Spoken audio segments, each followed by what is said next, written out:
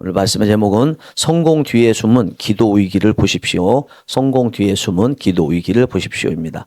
어느 집사님이 예배를 드리면서 말씀을 들었는데 말씀에 너무 큰 은혜를 받았어요. 이 말씀이 입술의 언어에 대한 이야기 했는데 자기 자신의 입술의 언어를 돌아봤습니다. 생각해 보니까 직장에서 동료들하고 또 부하 직원들에게 너무나 큰 상처를 주는 말을 했다는 것을 깨달았습니다. 이대로 계속 가다가는 안 되겠다 생각을 하고 직장에 가서 조그만 선물을 들고 동료들과 부하 직원들 찾아다니면서 그때 내가 몰랐는데 생각해 보니까 내 언어가 상처를 주는 언어였어요. 정말 미안합니다. 미안해. 이렇게 얘기하니까 다 아유 괜찮습니다. 감사합니다. 이렇게 다 받아줬어요. 그런데 그 직원들 입에서 공통적으로 하는 말이 만약에 오늘 저희들에게 사과하지 않았으면 우리는 다시는 안 보려고 했어요. 그러더래요.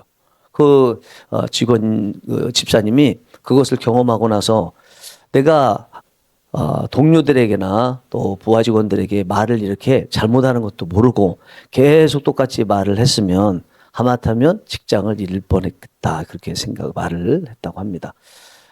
이분이 하나님의 말씀을 들으면서 다행히 말씀 속에서 언어를 돌아보는 말씀을 들었고 은혜를 받고 실제 삶에서 그것을 적용했기 망정이지 그렇지 않았으면 잘못된 줄도 모르고 계속 말을 잘못하면서 하마터면 실직자가 될 만한 그런 일도 일어날 뻔했던 것입니다. 세상에서는 때로요 모르는 게 약이라고 그러죠. 예, 실제로 그래요. 다 아는 거 문제가 있습니다. 알고 있는 거 모르는 척 하는 것도 또 좋기도 하고 또 모르는 것도 실질적으로 좋죠. 그러나 신앙이나 아니면 건강면에 있어서는 모르는 게 약이 아니고 모르는 게 독인 것 같아요. 우리 건물에 보면 기초 있죠. 기초에 대한 거는 분명히 알아야 되듯이 우리 신앙의 현주소에 대한 거 그리고 우리 건강에 대한 거는 아는 것이 살 길이다라는 것을 느끼게 됩니다. 그래서 우리는 우리의 삶에서 기초에 해당되는 것을 어떤 상태에 내가 잘 다듬고 있는지 지키고 있는지 살펴보아야 될 것이라고 생각하는데 여러분들의 나름대로의 생각해 보실 때 기초가 어떠신가 잘 한번 보셨으면 좋겠습니다. 오늘 말씀 예로 시작했던 여러분들의 언어도 돌아보시고요. 또 신앙의 기초라고 할 수 있는 경건의 생활이라든지 이런 것들도 한번 잘 돌아보셨으면 좋겠습니다. 아마 잘하고 계시다 이렇게 생각이 됩니다. 오늘 본문의 말씀 보면 여리고성을 함락한 후에 이스라엘 백성들의 기초는요. 지금 무너지기 일보 직전에 상황이 있었습니다. 여리고성을 함락한 후 이들은 여리고성보다 훨씬 작다고 오늘 성경에서 표현된 아이성을 점령하는데 백성들이 여호수아에게 찾아와서 굳이 여리고성에 갈 때처럼 많은 병력을 투입할 필요가 있겠습니까? 그냥 2-3천 명만 가도 되지 않겠습니까? 그래서 2-3천 명으로 가요. 2천 명인지 3천 명인지 모르겠어요. 한 3천 명이라고 치고 3천 명의 병력을 아이성에 보냈습니다. 그런데 금세 군인들이 쫓겨서 왔어요. 우리가 아이성에 갔다가 36명쯤 죽었습니다. 그리고 지금도 위태로워서 이렇게 도망왔습니다. 그러는 거예요. 이 말을 들은 여호수아는 깜짝 놀라면서 하나님 앞에 원망하듯이 합니다. 하나님, 요단 동편에 우리를 그대로 두시는 게 나을 뻔했습니다. 왜 여기까지 오게 하셨습니까? 그리고 이렇게 되면 하나님께 영광이 되지 않지 않습니까? 라고 막 따져요. 그때 하나님께서 패한 이유를 말씀하세요. 내가 너희와 함께 가지 않았기 때문에 패했대. 여러분, 항상 인생의 패배는 하나님이 함께 가지 않으셨기 때문에 패하는 거예요. 우리를 홀로 두시기 때문에 패하는 거예요. 하나님 따로 우리 따로 있을 때 패해요. 근데 하나님께서 왜 함께 가지 않으셨는지를 말씀하시는데 그렇게 당부하고 명령하고 하셨던 여리고성 정복 이후에 그 여리고성 안에 있는 것을 취하지 말라. 그것은 고엘이라는 건데 내 것임이라 이렇게 말씀하셨는데 아간이라는 사람이 이것을 취해가지고 하나님께서 범죄한 아간 때문에 이스라엘과 함께 가지 않으셨고 결국은 하나님 없이 전쟁을 했기 때문에 아이성 전투에서 패했다고 말씀하고 있습니다. 그러면서 하나님께서는 앞으로라도 이 전쟁에서 승리하기 위해서는 아간을 제거해야 된다. 그래서 아간을 이제 아간이라고 말씀하지 않으시고 제거해야 될 대상이 누군지 지파별로 쭉 좁혀 나가시면서 결국 아간을 지목하시고 아간과 그의 가족을 죽게 하시는 내용이 오늘 본문을 포함한 7장에 나와 있는 내용입니다. 네, 오늘 본문의 말씀이 속한 7장의 내용을 보면 제가 전체 보니까 결국은 두 가지 내용으로 구성됐어요. 하나는 아이성 전투에 나가는 내용입니다. 물론 이제 그 안에는 패배하고 돌아오는 내용도 있죠. 또 하나는 여리고성 전투에서 승리한 다음에 거기 전리품을 숨겼던 아간, 그리고 아간을 죽이는 내용이에요. 하나는 아이성 전투 이야기, 하나는 아간 이야기. 아이성 전투 이야기가 앞에 나와 있고 아간 이야기가 뒤에 나왔거든요. 그런데 희한한 것이 이렇게 앞에 아이성 전투, 뒤에 아간 이야기인데 아간 이야기 뒷부분에 있는 걸 1절 한 절만 따로 뗐어요. 1절 한번 볼까요? 이스라엘 자손들이 온전히 바친 물건으로 말미암아 범죄하였으니 이는 유다 지파 세라의 증손 삽디의 손자 갈미의 아들 아간이 온전히 바친 물건을 가졌습니다. 여호와께서 이스라엘 자손들에게 진노하시니라. 그리고 2절에 들어가면 어떻게 합니까? 여호수아가 여리고에서 사람을 베델 동쪽 베다원 곁에 있는 아이로 보내며 아이성 이야기 나오죠, 그죠? 그리고 이제 뒤에 가면 또 전쟁에 패배했기 때문에 그 원인에 대해서 하나님께서 아간 이야기를 또 하십니다. 그러면 이 이야기가 줄거리를 보면 세 단계로 나눠졌는데 우리가 글의 흐름을 보고 이해하고 또 해석하고 하는 데 있어서 좋은 거는 잘하는 거는 같은 이야기 묶는 게 좋잖아요. 그 아간 이야기가 뒷부분에 나왔으니까 1절에 있는 내용을 뒷부분으로 하고 전체를 두 파트로 해서 아이성 이야기, 아간 이야기 이렇게 하면 얼마나 좋겠어요. 근데 하나님께서 굳이 아간 이야기 하나를 딱 떼서 1절에 놓으셨단 말이에요. 그렇게 되면 글의 흐름이 어떻게 되냐면 이렇게 되는 거예요. 여리고성 전투에서 승리했지만 아간이 내가 명령한 것을 어기고 여리고성에서 전리품을 취한 죄를 범죄했다. 그런데 이스라엘 백성들은 그것도 모르고 아이성 전투에서 승리하자고 지금 병력을 보냈다. 그런데 패배했다. 이유는 아간 때문이었다. 아간을 죽여야 한다. 죽였다. 이렇게 되는 거예요. 1절 때문에 뭐가 생긴 거예요? 아이성 전투를 하는 데 있어서 뭐라고요? 앞에 1절의 상황, 즉 아간의 범죄로 인해서 아이성 전투에서 패배할 것도 모르고 아이성 전투를 계획하고 병력을 보냈다 이거예요. 문제는 여전히 있는데 그 문제도 모르고 전진하려고만 했다라는 게 오늘 하나님께서 글의 흐름상에서 1절의 내용을 뒷부분으로 보내지 아니고 따로 뗀 이유라고 볼 수 있습니다. 본문의 말씀을요, 이런 식으로 볼 수 있을 것 같아요. 이스라엘이 어쨌든, 항상 우리 특별히 이제 이사야서 45장에 보면 야곱아, 이스라엘아 이렇게 표현하시잖아요. 그러니까 이스라엘은 이스라엘 개인 야곱 이름일 수도 있지만 그 야곱이 나중에 이스라엘 민족의 시조가 된 그 민족 전체를 말하기 때문에 동시에 표현을 하지 않습니까? 이스라엘은 개인이기도 하고 전체이기도 해요. 그러면 오늘 본문에 나와 있는 이 아간은요, 이스라엘이라는 공동체 몸 안에 있는 한 신체 부위를 말할 수 있어요. 이 아간이 뭐 예를 들어서 대장이 될 수도 있고요. 아니면 소장이 될 수도 있고 우위가 될 수도 있고 다른 우리 오장육부라고 하는 신체 부위가 될 수 있어요. 지금 이스라엘이라는 몸 안에 아간이라는 암세포가 있는 거예요, 지금. 그것도 모르고 고깃집에 가서 막창 먹자, 곱창 먹자, 뭐 소고기 먹자 지금 가자고 이야기하는 거나 똑같은 게 오늘 본문 말씀에서 하나님께서 여호수아에게 이 글의 흐름을 바꿔주시면서 보여주시는 것이라는 것입니다.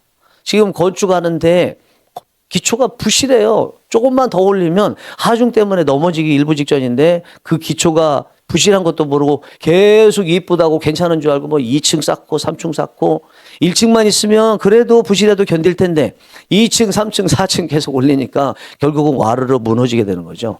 아간은 숨겨져 있었는데 이스라엘은 그것도 모르고 전진하려고만 하더라는 것입니다. 우리도 하나님 앞에 숨겨져서 모르고 있는 것들이 있을 수 있어요. 곧 있으면 무너질 수 있는 거, 곧 있으면 정말 몸이 완전히 망가져서 더 이상 일어설 수 없는 그런 것들이 있을 수 있습니다. 그러면 이 말씀을 보면 뭐가 중요한지를 하나님께서 분명히 말씀하시는데 나가는 것보다 먹고 마시는 것보다 제거하는 게 중요하다는 거예요. 먹든지 마시든지 일을 하는 데 있어서 제거하는 것이 중요하다. 여기 본문에서는 아간을 제거하는 거죠. 최근 여러분 안에 아간이 있는지 확인해 보신 적이 있으신가요? 여러분의 몸에, 여러분의 마음에, 여러분의 영에, 여러분의 삶의 자리자리에 아간이 있는지 확인해 보신 적이 있으신지 모르겠어요. 우리가 2년에 한 번씩은 종합검진을 받잖아요. 육체의 종합검진은 받으셨는데 영혼의 종합검진도 잘 받으셔서 여러분 안에 아간이 있는지를 보셨는지 모르겠어요. 이번 기회를 통해서 한번 잘 보시는 은혜가 있기 원합니다. 그런데 아이성 전투에 나가기 전에 여호수아와 이스라엘 백성들이 아간에 문제가 있다는 것을 발견할 수 있는 기회가 있었거든요. 그 기회를 놓쳤어요. 여호수아가 놓친 거예요. 뭐 때문에 놓쳤어요? 기도하지 않아서 놓쳤어요. 만약에 여호수아가 이 아이성 전투에 나가기 전에 하나님께 하나님, 우리가 이렇게 아이성 전투에 나가려고 하는데 여리고성에 비해서 작은 성이니까 뭐 그렇게 큰 병력 가지고 가지 않아도 되지 않겠어요? 라고 기도했다면 하나님께서 뭐라고 하셨겠어요? 1절에 나와 있는 그 내용을 기도의 응답으로 여호수아에게 말씀하지 않으셨겠어요? 야, 너 지금 아이성 전투 나갈 때가 아니야. 네 안에 있는 아간을 제거할 때야. 아간 때문에 나가봐야 너희들 다 아무리 병력이 많아도 패배할 수밖에 없어. 이것이 여호수아가 기도했다면 하나님께서 주실 응답이라고 생각합니다. 문제는 여호수아가 기도하지 않은 것이 문제라는 거예요. 여호수아는요, 여리고성 전투, 그 철옹성 같은 전투 어렵다고 정말 난공불락의 성인데 그것에 승리하고 나니까 아이성 전투는 아무것도 아니라고 마치 감기 정도로 생각한 거죠. 감기 그냥 약 한번 먹고 병원에 잠깐 뭐 필요하면 가면 되지 그걸 굳이 하나님께 여쭤보고 큰일처럼 그럴 필요가 있냐라고 생각을 한 게 여호수아가 아이성을 대할 때의 마음일 거라는 것을 우리는 분명히 알 수 있어요. 우리가 조심해야 될 때가 언젠가 잘 될 때죠. 잘 될 때. 안 될 때가 문제가 아니라 잘 될 때가 문제예요.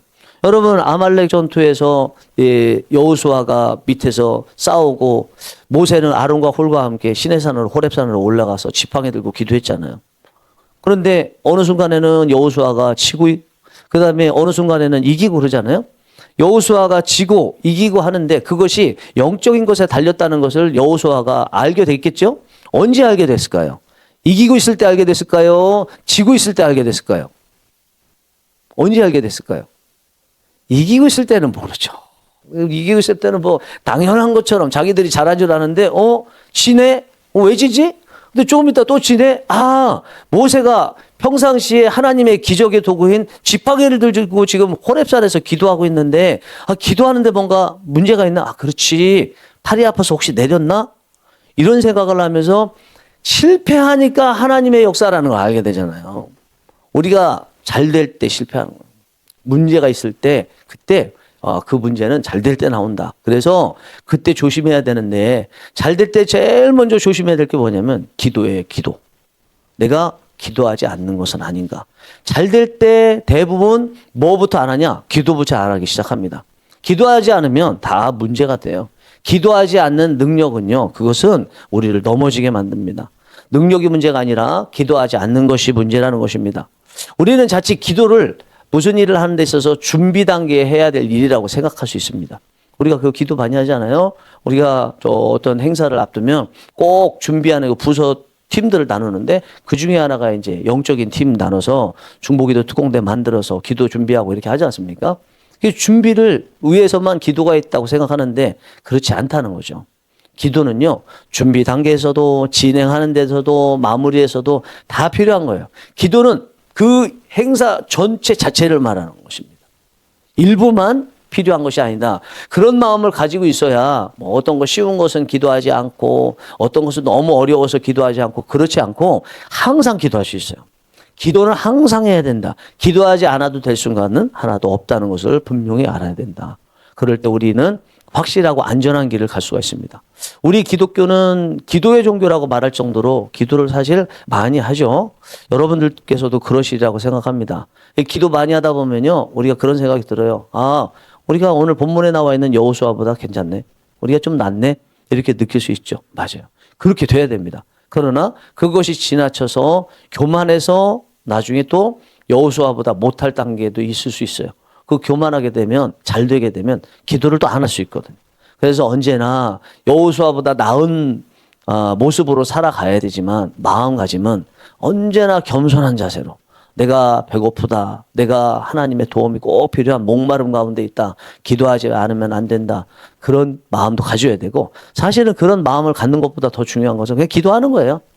마음이라는 어떤 과정의 단계를 거치지 말고 바로 기도하는 거예요. 그럴 때 우리는 여리고성을 맞이하든 아이성을 맞이하든 똑같이 다 승리할 수 있습니다.